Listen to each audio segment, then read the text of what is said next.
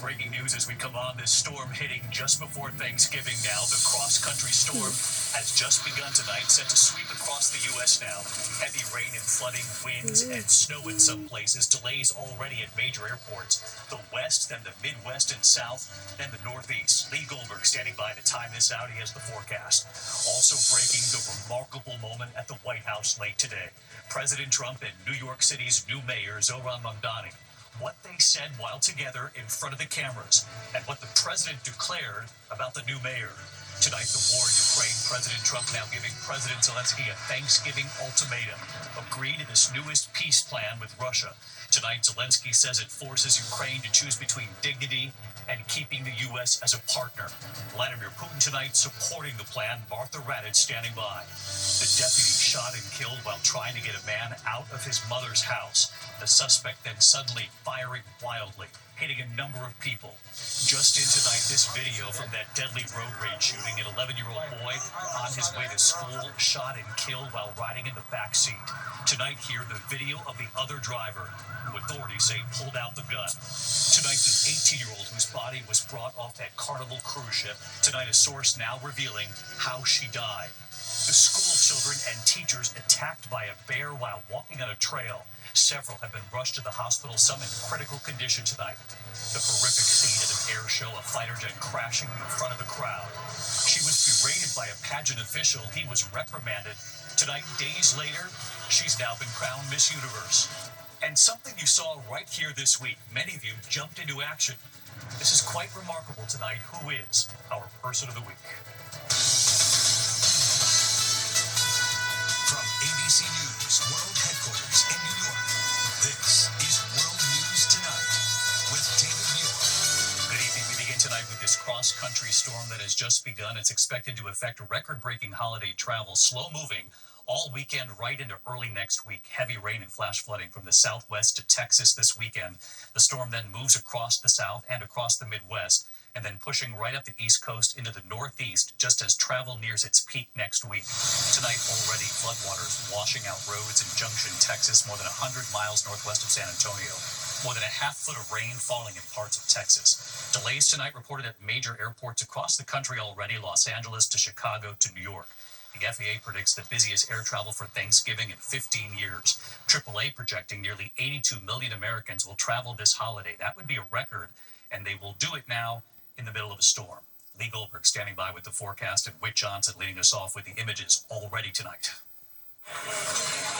Tonight, the historic holiday travel rush now underway, with a cross-country storm threatening to impact plans for millions in the coming days. A separate system already bringing heavy rain to Los Angeles. Drivers drenched on the 60 freeway this morning. This as dense fog confronted drivers in parts of California's Central Valley. Visibility as low as a quarter mile in some areas. Powerful storms also swamping Texas in the last 24 hours, flooding roads in Menard. This dust storm engulfing Lubbock with 50-mile-per-hour wind gusts. A record 82 million Americans expected to travel in the coming days, according to AAA. 6 million of those set to fly. And it comes on the heels of the longest government shutdown in U.S. history. Tonight, we're seeing flight delays from Los Angeles to Dallas and Chicago to New York. I spoke with Mara LaBelle today, who arrived at the airport early, even after the shutdown, still worried about flight disruptions. I just wanted to get here and make sure everything was okay. Her grown children traveling too, joining her in South Carolina for the holiday. Hopefully they'll all make it. The boys are flying, the girls are driving with all the dogs. And David, that cross-country storm is already forming tonight in the southwest, just as millions are heading out for the Thanksgiving travel rush. David. All right, Whit Johnson, we'll see you on Weekend GMA with thank you. Let's get right to Chief Meteorologist Lee Goldberg from WABC. Lee, a lot of people trying to time out their travel, hoping to avoid all this, so take us through it. What do you see? So, David, I'm seeing Sunday into Monday is the biggest problem time, especially in the middle of the country. But the weekend really gets off to a quiet start. Some lingering rain in the Mid-Atlantic and Northeast. That's going to move out. There's some rain in the Southwest. That's our cross-country storm. So by later Sunday, that rain is moving into the southern Rockies, southern plains, some showers in the Pacific Northwest. And then the most impactful time. It's flooding and severe weather threat across the South Sunday into Monday. Thunderstorms Sunday night into Monday could cause flooding, hail, and gusty winds from Abilene to Dallas over to Memphis. On Monday, Monday, it's rain from Texas to the Midwest, but it's light rain to the north and minimal delays. Tuesday, you have widespread rain and showers in the east, maybe some minor delays from Atlanta to New York City. The storm thankfully moves out on Wednesday. The East Coast dries out. It does get a little windy. We'll be watching that for the Thanksgiving Day parade right here in New York. David? Lee Goldberg from WABC. Lee, thanks as always. We move on tonight to the remarkable scene playing out at the Oval Office late today. President Trump and New York City's new mayor, Zohran Mamdani, meeting for the first time. The president behind the Resolute desk, the mayor-elect standing right beside him. Following months of personal attacks that went both ways, tonight President Trump saying, I feel very confident he can do a very good job. I think he's going to surprise a lot of conservatives. And the president went on to say that he would be comfortable living in New York under a Mayor Mamdani. Quote, I really would, especially after our meeting. Here's Mary Bruce. Very productive meeting. Tonight, the extraordinary scene at the White House. President Trump embracing New York City's mayor-elect Zohran Mamdani, the 34-year-old Democratic socialist Trump once warned would destroy his hometown. I think you're going to have hopefully a really great mayor. The better he does, the happier I am, I will say. There's no difference in party. There's no difference in anything. And we're going to be helping him to make everybody's dream come true, having a strong and very safe New York. And congratulations, Mr. Mayor. Thank you, Mr. President. Thank you. I appreciate it. The two men hurled attacks at each other for months. Not today. I feel very confident that he can do a very good job. I think he is going to surprise some conservative people, actually, and some very liberal people. He won't surprise them because they already like him. Mamdani saying they discussed his winning issue, lowering the cost of living. 8.5 million people who call our city their home, who are struggling to afford life in the most expensive city in the United States of America. We spoke about rent, we spoke about groceries, we spoke about utilities, we spoke about the different ways in which people are being pushed out. During the campaign, Mamdani attacked Trump as an authoritarian, calling him a despot. Are you planning to retract any of these remarks in order to improve your relationship? I think both President Trump and I, we are very clear about our positions and our views, and what I really appreciate about the president is that the meeting that we had focused not on places of disagreement, which there are many, and also focused on the shared purpose that we have in serving New Yorkers. The president jumping in. I've been called much worse than a despot, so it's not that insulting. Maybe I think he'll change his mind after we get to working together. Reporters pressing Mamdani again. Are you affirming that you think President Trump is a fascist? I've spoken about... That's okay, you can just say yes. Okay. It's easier. It's easier than explaining it, but... The billionaire president saying he'd be happy living in Zohran Mamdani's New York. You're a billionaire. You have a different address nowadays than you used to, but you used to call New York City home. Would you feel comfortable living in New York City under a Mamdani administration? Yeah, I would. I really would. Especially after the meeting. Absolutely. What makes you comfortable? We agree on a lot more than I would have thought. Trump saying Mamdani wants to see New York be great. I think he wants to make it greater than ever before. And if he can, we'll be out there cheering. I'll be cheering for him. And David, President Trump had threatened to withhold federal funding from New York City if Mamdani won. But today he said he doesn't think that's going to happen, saying, quote, I expect to be helping him, not hurting him. And again, David Trump saying he thinks the mayor-elect is going to surprise some conservatives. David. Mary Bruce live at the White House. Quite a scene today, Mary. Thank you. Tonight, the war in Ukraine. President Trump giving President Zelensky an ultimatum. Agree to this new peace plan by Thanksgiving. President Zelensky in a new speech tonight saying it forces Ukraine to choose between dignity and keeping the U.S. as a partner. So how much would Ukraine have to give up? And tonight, Vladimir Putin supporting the plan. Here's Martha Raddatz. Tonight, an ultimatum. Nearly 4 years into this bloody war, relentless Russian missiles blasting apartment buildings and power grids, seen in video circulating online. President Trump now telling Ukraine, accept a new peace plan by Thanksgiving Day or risk losing U.S. support. We have a way of getting peace. We think we have a way of getting peace. He's going to have to approve it. The president's 28-point proposal would give Russia much of what it has been demanding and would require Ukraine to make significant concessions, including forcing Kyiv to give up additional territory in the east, giving the Russians control of nearly 1/5 of Ukraine. The deal would also limit the size of Ukraine's military to 600,000, force the nation to agree that it will never join NATO, and bar NATO troops from providing security inside Ukraine after the war. But the plan does provide a military-backed security guarantee for Ukraine. Tonight, in a solemn address, President Zelensky saying Ukraine is facing one of the most difficult moments in its history, choosing either the loss of dignity, he said, or the risk of losing a key partner. Late today, President Trump pressed about Zelensky's reaction to the deal. He'll have to like it, and if he doesn't like it, then, they should just keep fighting, I guess. And David, while Zelensky says accepting this plan would mean his nation giving up its dignity along with territory, late today, Vladimir Putin praised the U.S. proposal, saying it could be the basis for peace in Ukraine. David? Martha Raddatz tonight. Martha, thank you. Meantime, here in the U.S., a deputy was shot and killed near Vero Beach, Florida. Authorities say they were trying to get a man out of his mother's house when that suspect began firing indiscriminately, hitting a number of people. So here's Aaron Katersky tonight.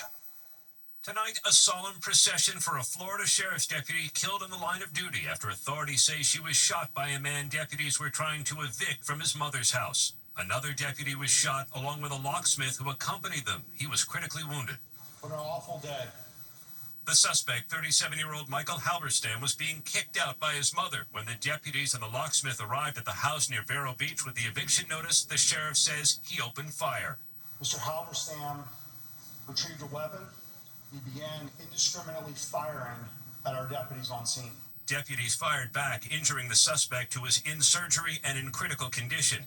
Deputy Terry Mashkow was shot and killed. She was 47 and had spent more than half her life with the department.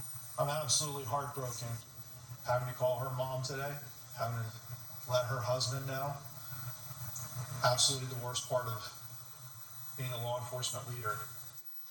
The sheriff says the suspect had recently been fired from his job. David, his mother had called 7 times this month about removing him, and the deputy was killed doing a routine job, serving an eviction notice. David? Aaron Katersky tonight. Thanks, Aaron. Just in this evening, the police video now from that deadly road rage shooting in Las Vegas. An 11-year-old son on his way to school shot and killed while riding in the back seat of his stepfather's car. Tonight, hear the video of the other driver who authorities say pulled out the gun. Here's Matt Gutman. Tonight, police in Las Vegas releasing body camera video showing the frantic and gut-wrenching moments after a child was killed in a horrific road rage attack. The boy's stepfather in agony, screaming, inconsolable. The alleged shooter, Tyler Johns, appeared stunned. The boy mortally wounded in the back of the car. 11-year-old Brandon Dominguez Chavarria was riding in the back seat last Friday when police say his stepfather had a heated exchange with Johns as they merged onto this Nevada freeway. At the scene, that 22-year-old driver is cuffed and put in the back of a patrol car, and he appears to take responsibility. No, it's 100% my bad. I shot at him, dude. I really had a kid in the car. Is there any chance that the kid will be okay? There's always a chance. I don't know. If you're a praying man, I would be praying about that right now. Tyler Johns has been charged with murder. In the courtroom this week, Brandon's mother confronting him. He wanted to take somebody's life away. He took my son away. He was just trying to make it to school. And David, that suspect Tyler Johns faces the single broad charge of open murder. He's currently being held without bail. As for that anguished stepfather, it's unknown if he faces any charges at this point. David. Just a horrific story. Matt Gutman tonight. Thank you, Matt. This evening, we have new reporting here after the death of an 18-year-old girl. Her body carried off a Carnival cruise ship in Miami. A source tonight now revealing how she died, bruises found on her neck, and court filings indicating a stepbrother could be under scrutiny. Here's Victor Akendo. Tonight, chilling new details in the death of 18-year-old Anna Kepner, found dead on board a Carnival Horizon cruise ship following a vacation to the Caribbean with her family. A source briefed on the investigation tells ABC News today the Central Florida teen died by asphyxiation from an arm being held across her neck. 2 bruises were also found on the side of her neck, according to the source. That source says preliminary information showed no signs of sexual assault or the appearance of drugs or alcohol in the teen's system. Tragic video overnight showing authorities removing Kepner's body from the ship earlier this month after it redocked at the port of Miami. A different source says Kepner was found under a bed in her cabin, wrapped in a blanket and covered in life vests. It comes a day after Kepner's stepmother was seen for the first time on camera in a separate custody dispute after identifying one of Kepner's stepbrothers as a suspect in her death. The older child is a suspect in the death of the stepchild, an 18-year-old daughter that was staying in the same room on the cruise ship. That stepbrother immediately hospitalized after the incident and later released, according to the attorney. And David, the FBI and the Miami-Dade Medical Examiner's Office declined to comment, citing the ongoing investigation. David? All right, thank you, Victor. When we come back, a lot more news ahead. The OBGYN accused of secretly recording his patients in some of the video right here tonight. Also ahead, the school children and teachers attacked by a bear while walking on a trail. Many rushed to the hospital, some in critical condition tonight. The horrifying scene at an air show, a fighter jet crashing right in front of the crowd there. And we reported here when she was berated by a pageant official, he was reprimanded. Well, tonight here, days later, she's now been crowned Miss Universe in a moment. Tonight, a group of school children and teachers were attacked by a grizzly bear on a walking trail in British Columbia. Officials say 11 people were hurt on the walking trail, including 3 children and an adult hospitalized. 2 are in critical condition. The rest of the group chasing away the grizzly using pepper spray. Tonight, the horrific moment showing a fighter jet from India crashing during an air show in Dubai, killing the pilot. A stunned crowd watching this as the plane flew low to the ground and then crashed at the airport. You see there that massive fireball that followed. The Indian Air Force is now investigating tonight. When we come back here, the doctor accused of secretly recording his female patients, and something you saw right here this week. And what you did is remarkable. So who is our person of the week? To the index of other news tonight, a disturbing investigation now underway at Fort Hood in Texas. Multiple women accusing an Army gynecologist of secretly recording his patients. Authorities say Major Blaine McGraw saw hundreds of female patients. A photo of McGraw obtained by ABC News Now, showing him delivering a baby with what appears to be a cell phone in his shirt pocket. He's been suspended. The Defense Health Agency says all of the women under his care have been contacted as this investigation continues. Well, quite an ending after Miss Mexico was berated by that official at the Miss Universe pageant. He was reprimanded, and now she's been crowned Miss Universe. Fatima Bosch took the title of the pageant's main event in Thailand. Her win comes after that confrontation went viral, fellow contestants cheering her on. When we come back tonight, something you saw right here this week. Many of you jumped into action. This is quite remarkable tonight. Can you guess our person of the week? Finally tonight here, the Thanksgiving Angels hard at work. Our persons of the week. Tonight, with Thanksgiving less than a week away now, the remarkable response from so many of you at home. Welcome to the God's Love Kitchen. This is a huge kitchen. Deborah Roberts took us to the nonprofit God's Love We Deliver here in New York City. For 40 years now, since 1985, cooking and delivering special medically tailored meals to people in need. 20,000 volunteers, 4 million meals a year. And this time of year, especially important. This is our vegan soup. The soups, the vegetables, turkey, the gravy, the stuffing. You're not bribing somebody's day on Thanksgiving Day. It all started right here, and now nonprofits are following their lead across the country. From Mama's Kitchen in San Diego to Open Hand Atlanta, Project Angel Heart in Denver. And we haven't forgotten what one volunteer, Aurora, told Deborah about helping people you've never met on this holiday. I just like the feeling that I'm doing something for somebody that I don't actually know, but I feel that I know them. And soon after, we learned it struck a chord with many of you, too. In just 24 hours since that report aired, viewers of World News Tonight, hundreds of you donating $55,000, paying for thousands of additional meals this holiday. And already tonight, those meals are being delivered. Hi. Hi, Dee. Barbara, I have your feast. This volunteer, Dee Dee, at Barbara Devaney's door. Barbara has lung cancer, and just listen to what she told us. God's Love We Deliver has been life-changing for me. Life-changing, she said. And tonight, thanks to so many of you, delivering even more meals this holiday.